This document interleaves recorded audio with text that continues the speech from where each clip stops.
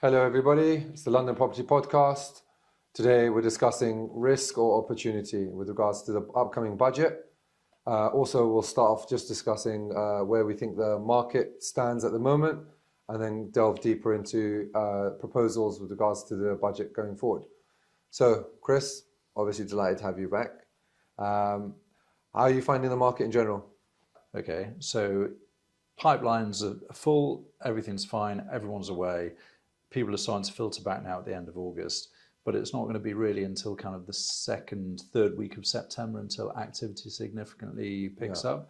Don't get me wrong, deals have been done even in this uncertain environment, so not really feeling too concerned. But where the barometer really is going to be kind of back end of September. But from what we're seeing in terms of who's entering the market to buy, to register an interest, and who's coming on to sell, pretty much the same as before. Just with an element of uncertainty regarding what's going to happen with the budget going forwards. But there's no major change right now. Would you say? Because I remember when, like, say 5 years ago, 6 years ago, I didn't find that August was a month where everyone went away on holiday. And now I feel like we've become more European in the sense that pretty much come 1st of August, everyone's off, and transaction levels in general just slow down. Solicitors are all off. You get that out of office email from anyone you send an email, pretty much everyone you send an email to. Do you know what? I feel exactly the same as you on that. But I often thought it's because kind of like earlier in my career, when I kind of didn't have kids and I think the older you get in your career, the more you're kind of looking forward to August and going away. And the people that you're dealing with, the more kind of senior up in your career you're dealing with people that also have kids. So your clients kind of change over the years. So when I was in my early 20s, I didn't even know when August was around, and it was a time that people went on holiday. I just grafted all the way through from start to finish. But there is a bit of that. And also I kind of had a location change. I started in Notting Hill in my early career, my 20s. Then I was in Hyde Park for kind of 4 or 5 years, and then I kind of moved around to Belgravia. In Belgravia, definitely people are away. Exactly. Which is, and you often think first week of September, everyone will be back. It's probably more realistically kind of second or third week. But, some clients are already back and things are already happening. I've also found that obviously for me, day to day, my full time is focused on trying to find opportunities, trying to find, the next site to work on. I've found that generally from 1st till the end of August, you find, even maybe just before that as well, you find that the number of properties that are released on the market significantly drop. And even if you speak to an agent, it'll be like, oh, maybe hold off on launching and we'll launch the first week of September or the second week of September. So I think even people do put it off, factoring in that, look, there's no point putting it on the market when everyone's on holiday. 100%. They do put it off.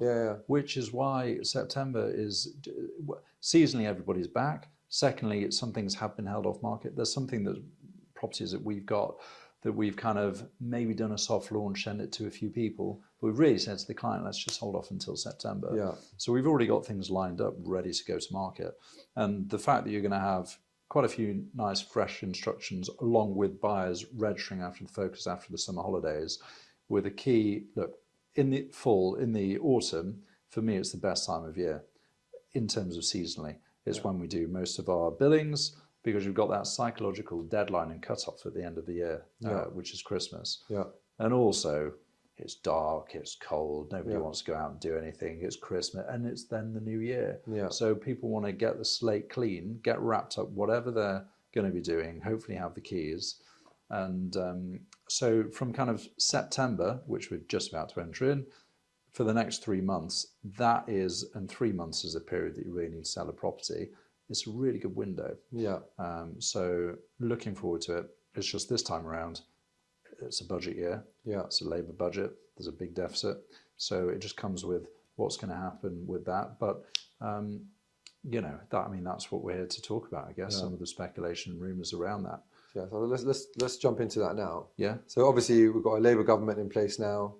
We know Labour governments are traditionally known for, raising taxes. We've got a £7 million deficit here that needs to be filled. So I thought it was like 50 billion or something. Sorry, sorry. I was thinking about something else. 47 billion. Sorry, I was thinking about something else. Yeah, so you've got a huge deficit that needs to be filled, and there's lots of rumors in regards to how they're looking to do that and how that will impact the property market. Yeah. So obviously, the number one thing is the idea of maybe abolishing stamp duty in its normal form and introducing something which is more like an annualized tax on property. So we were discussing this off air and thinking, will it work? And the idea of how that will impact trying to reduce the deficit. And yeah, I think we both came to the similar conclusion of, okay, fine, it might work on a longer term basis, but short term is not going to fill in any gaps. Short term, it won't fill any gaps without any kind of additional kind of one-off charges. Yeah. And I know that they've also mooted capital gains tax on primary residences for an excess of 1.5 million. But the reality is that that's not going to work either, because then people just won't sell. There'll probably be reliefs in place. Most countries throughout the world that many don't have a capital gains on the primary residence. Very, very few do, and those that do. I think the US do, but they can roll it over pretty much almost indefinitely and never actually pay it. So the amount of reliefs available where countries that do have it, they're just not going to be able to raise that kind of money from it. I think also with regards to the capital gains tax situation was, if you really look at, say, the last 10 years or 7 years, most of them will be in losses, so it doesn't really generate much there either. No, exactly. Yeah. So actually, if it did come in, we wouldn't be really that concerned, because kind of 8 out of the 10 properties that we go into appraise, people have bought them within the past 10 years. Yes. And there's been no gain or appraise. So actually, if it came in and they did something with an annualized tax rather than a stamp duty tax, the barrier to entry to the market will be massively reduced. Yeah. And turnover will go, in my opinion, through the roof. If people aren't going to have to pay a capital gain on the exit, happy days. Yeah. Like the market would be in a much better place. Yeah. So that is why, that's the optimistic way of looking at things. My concern is there may, a capital gains tax could come in anyway, just to kind of please supporters, to be like, oh look, we're going after these with the broadest shoulders, so to speak. But those with the broadest shoulders have the longest legs. Yeah, exactly. Where have I heard that before? I think that was Tom. I'm crediting that to Tom Bill, actually, in our Nightfront research team. The one thing that, from my side of things, in terms of a developer's perspective, I would say the idea of not paying a chunk of money right at the beginning and holding it off and paying it annually would honestly boom our business. Yeah, it would. It would be really unbelievable boom our business for you, for property developers. And it would, it'd be great for mobility. Yeah. The thing that's killing the market that has done over the past several years is just stamp duty. I was at lawyer's office yesterday, and it was a sale had been agreed on something at kind of, I think it was, I can't remember how many million, but it's well over 10. And they came into the lawyer's office, and the lawyer said that this particular buyer hadn't been told what the stamp duty arrangements were. They were paying an additional rate, they were overseas, worked out at 19%. And then by the time the meeting had finished, they didn't want to buy it anymore. Yeah. So they're just not going to do anything. So it is a barrier to people saying, do you know what? I've got to pay 19%. How many years do I actually have to own this? Exactly. Before I even, how much does it have to go up in value? Is it going to go up in 20% over the next so many years? No. Who knows? No. So doing it annually, kind of for me, I think it makes sense. It makes it more fair. Yeah. And also, let's be frank, it's also in line with other countries. I think we were talking about it offline again. Like US does it annualized. States in the I think they're all different states in the US, so they may do it all differently. Yeah. But there's definitely templates of where it works throughout the world, and ours is an antiquated system. Yeah. And look, the more that you tax something, and stamp duty is an exorbitantly high rate at the moment, the less of it you get. So the less turnover you're going to have. And I'm just going to make one point that I haven't heard anybody else make at the moment. And so there's lots of flats in the area at the moment that haven't been selling, maybe not so desirable, but look, they're worth at least £1 million around here. Yeah. way more than that, but I'm talking about more kind of like Westminster end, that kind of area. If you got rid of this prohibitively high stamp duty rate, additional rate that could be 40, 50 grand that people are like, I'm not going to pay that for this average kind of run-of-the-mill property, you got rid of it, then just think about the VAT that they're going to make off the back of, like, you know, our fees on a sale of a £1 million flat are going to be in the region of about £7,000. So if you go from barely any turnover happening, things on the market for 6 months or a year, to all of a sudden everything's transacting, then isn't that a good thing? I think 100%. Isn't it a good thing for the building trade? 100%. Isn't it a good thing? I mean, there's so many other knock-on things that unfortunately they're not going to be able to calculate the secondary kind of benefits of all of this. So that is the biggest upshot and positive, I think, that could come. Transactional increased turnover, which would be good for your business. It would be good for my business. Sure. I think it would be a people pleaser as well, getting rid of stamp duty massively. The only concern is it's just not even going to, it's not going to raise any money. If anything, it could probably lose money. This is exactly the point I was coming to. So I was looking at some statistics offline, and basically based on the annualized taxes that they're looking to implement, they will make approximately 500 million, between 500 to 550 million pounds a year. At the moment, they're making in excess of 7 billion. So it doesn't make sense financially for someone who's got a huge deficit to bring in just annualized SDLT reform. It doesn't make sense at all. But will it improve my business? Will it improve transactional values? Will it mean that there's more buying and selling in the market? That might be something that we haven't kind of delved into too much, but we can definitely see the positives about it. Yeah. My concern is, or not really a concern, the overarching thing is, where is this 50 billion gap coming from? We can't see it from the property industry, and no matter what you do. Try it on capital gains on prime residences, people won't sell, so you're not going to get it. There's going to have to be reliefs. People are going to have accountants that are going to go through in there. Any improvements or extension, it's going to say, people can plan around this, and they just can't get it from that source. Plus, it will then create a bad sentiment, and the UK will kind of be a bit of an outlier in that regard, and it just wouldn't be good for sentiment and everything else. That's got a knock-on effect. The thing is, and I've had from some clients who kind of been abroad and they said, London was London, what's happened? And they reflect and look at London based on how much their property hasn't gone up in value or fallen over the past several years, and they think, what's wrong with London? So the thing is, nothing's wrong with London. London's great. I'm never going to leave London. The thing is, stamp duty is just way too high. You got stamp duties way too high. You cut stamp duty, London will be London. The problem, I mean, I deal with a lot of international investors and buyers. One thing I would say is that the appeal of London in terms of the hurdles or barriers you have are unfortunately too much for someone or from an international background to take on. And so you got this new, obviously, changes with regards to non-dom, and that's becoming another hurdle for them to overcome. Then you've got these tax implications, you've got SDLT, things that buyers find it very difficult to kind of get their head around. So, and when you're buying a second home or a third home or a holiday home, you don't need that headache. That's the reality. So that's what's putting a lot of my international investors or international buyers off. And also, if they're not buying, what are they doing? They're renting, right? So what's happening on the letting side is prices are just going up like this through the roof. And the government policy is to make everything fair for tenants, and so they've got more security of tenure. Well, guess what?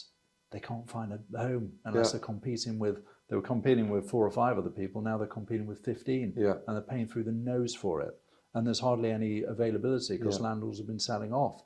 And those guys may like to buy, but they can't afford the stamp duty. So they're forced into a rental market, which is a massively constricted supply. It's just ridiculous. Whereas if the transaction tax was taken away on the stamp duty, they could go in and just get whatever they afforded. And guess what? There's a lot of ex-rental stock on the market that people would like to buy, but can't afford to buy because the stamp is too high. So there's just these unintended consequences that people do it for the greater good, and maybe it looks good politically and everything else, but then the reality of how the kind of free market reacts to it it just creates these issues on just rents going through the roof. I mean, you know, if tenants had a choice and they could have a referendum and vote on this, knowing all the facts that, for example, right, you've got all these protections and a landlord can't kick you out, but you know, the data suggests that you're going to be paying X amount more because there's no landlords really wanting to rent to you. Or you can do, you know, it's tough. It's interesting. But we know that the market isn't really functioning the way that it has done in the past. You know, back on the Tony Blair, when he came into power, stamp duty was 2%. The market was booming. Yeah. It's not a functioning market the way it used to be. I think everybody's aware of that. And that we're just talking about kind of prime central London. Yes, things are selling and people have to move, but it's kind of like, it's just not functioning the way that it's more of a necessity now rather than the discretionary purchases. So exactly. Not 100%. Exactly. And that could just be changed just overnight. Like that. Exactly. And that's why we, in our headline we went with risk or opportunity. Yeah. Because this is where the opportunity lies. Is the opportunity now is like, okay, if we get this annualized situation where there is zero stamp duty, so no big cost on the way in, but then you have it to pay it over, say, 10, 12, 15 years, it could really create an opportunity for people. It could do. Because our transaction levels increase. We know if transaction levels increase, prices will slowly start to creep up again. It will do. I think it would leave a really bad taste in the mouth, though, if it was just in perpetuity. Do you know what I mean? Like you paid it forever. Yeah. Because I think the talk was around, 15 years that you'd be in a position where... No, I think the 15, 20-year bit was in a position whereby... Sorry, where the government would have catched up with where it would have been had it charged at the front, up front. But then I think it would probably continue post that.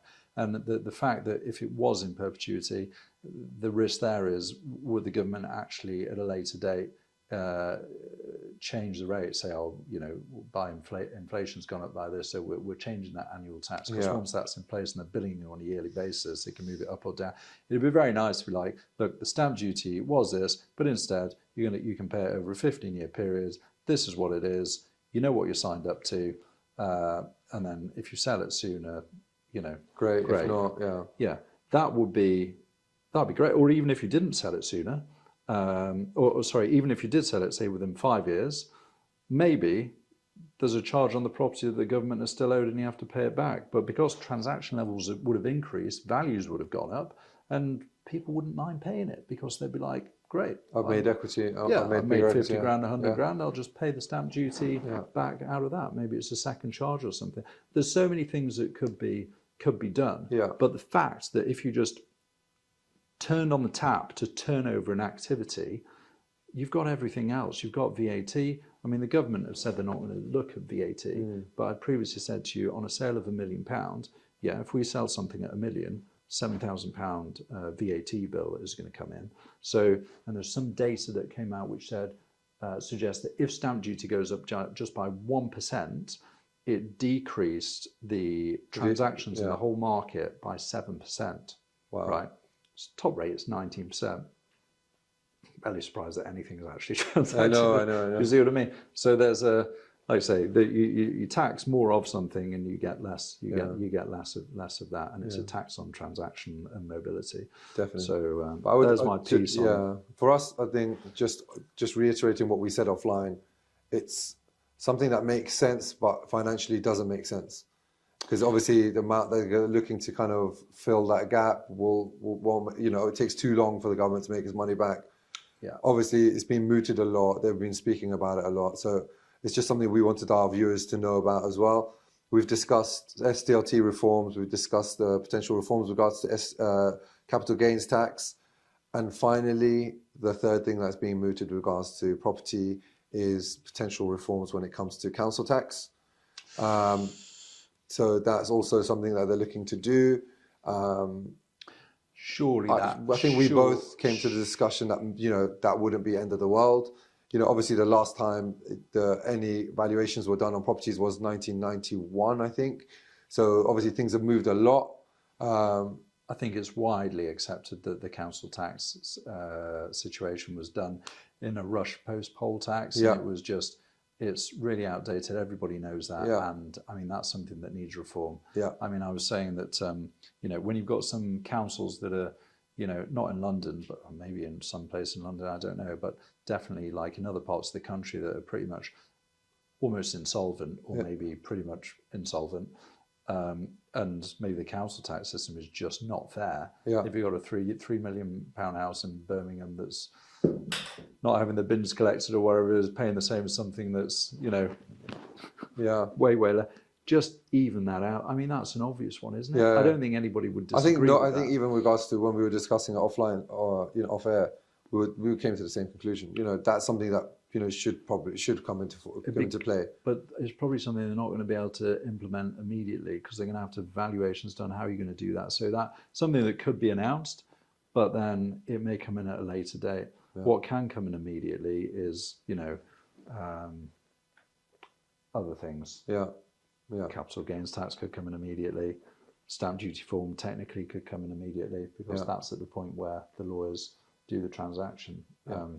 So we've talked a bit about kind of I guess opportunities that probably nobody's even thinking about. Could be an upshot out of the budget, but definitely. I've kind of clocked that it could be. A lot of people have said to me, don't be foolish about that. It's not going to happen. The government's in this massive deficit, and whatever happens, they're going to be taking more money away, and it's going to be bad for everybody. And there's all this doom and gloom out there. But let's see what happens. But obviously, I'm hoping that they're going to find the money from some different part of the economy. We're all hoping for opportunity rather than risk. For us, we're still going to be working on transacting in the market. Finding an area to work in, or a space to kind of make the best of the budget. We've tried to give our viewers the best knowledge we can. Obviously, there's very limited information out there at the moment, and everything that we've spoken about is very speculative. If anyone wants any further info, please send us a like or a comment, and we'll take it from there. Thank you for your time.